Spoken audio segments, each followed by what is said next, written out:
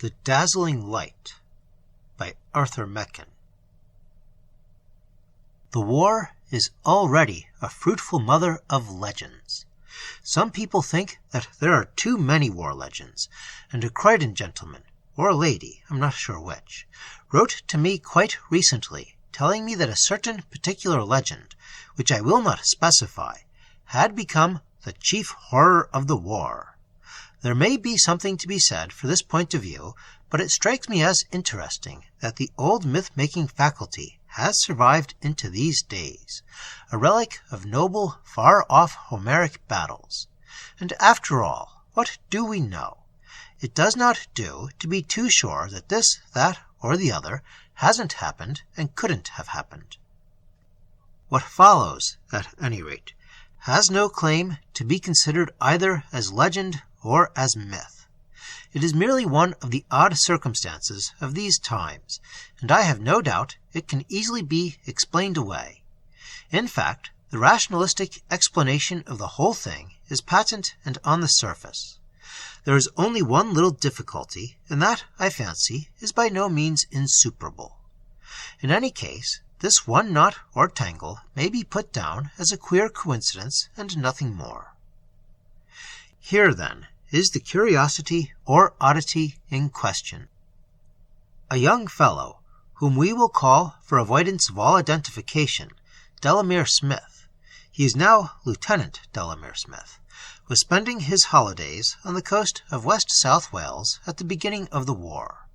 He was something or other not very important in the city, and in his leisure hours he smattered lightly and agreeably a little literature, a little art, a little antiquarianism.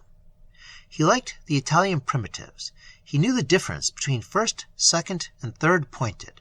He had looked through Boutel's engraved brasses.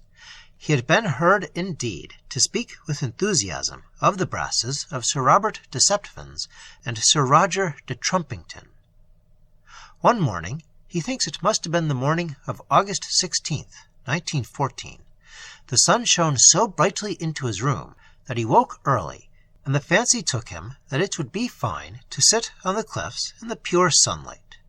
So he dressed and went out, and climbed up Gilter Point, and sat there enjoying the sweet air and the radiance of the sea, and the sight of the fringe of creaming foam about the grey foundations of St. Margaret's Island. Then he looked beyond and gazed at the new white monastery on Caldy, and wondered who the architect was, and how he had contrived to make the little group of buildings look exactly like the background of a medieval picture. After about an hour of this and a couple of pipes, Smith confesses that he began to feel extremely drowsy. He was just wondering whether it would not be pleasant to stretch himself out on the wild thyme that scented the high place and go to sleep till breakfast, when the mounting sun caught one of the monastery windows, and Smith stared sleepily at the darting flashing light till it dazzled him. Then he felt queer. There was an odd sensation as if the top of his head were dilating and contracting, and then he says he had a sort of shock, something between a mild current of electricity and the sensation of putting one's hand into the ripple of a swift brook. Now, what happened next, Smith cannot describe it all clearly. He knew he was on Gilter, looking across the waves to Caldy. He heard all the while the hollow, booming tide in the caverns of the rocks far below him. And yet he saw, as if in a glass, a very different country, a level fenland, cut by slow streams, by long avenues of trimmed trees. It looked, he says, as if it ought to have been a lonely country, but it was swarming with men. They were thick as ants in an ant-hill, and they were all dressed in armour. That was the strange thing about it. I thought I was standing by what looked as if it had been a farmhouse, but it was all battered to bits, just a heap of ruins and rubbish. All that was left was one tall, round chimney, shaped very much like the 15th century chimneys in Pembrokeshire, and thousands and tens of thousands went marching by. They were all in armour, in all sorts of armour. Some of them had overlapping tongues of bright metal fastened on their clothes. Others were in chainmail from head to foot. Others were in heavy plate armor. They wore helmets of all shapes and sorts and sizes. One regiment had steel caps with wide brims, something like the old barbers' basins. Another lot had knights' tilting helmets on, closed up so that you couldn't see their faces. Most of them wore metal gauntlets, either of steel rings or plates, and they had steel over their boots. A great many had things like battle maces swinging by their sides, and all of these fellows carried a sort of string of big metal balls round their waist. Then a dozen regiments went by, every man with a steel shield slung over his shoulder. The last to go by were crossbowmen.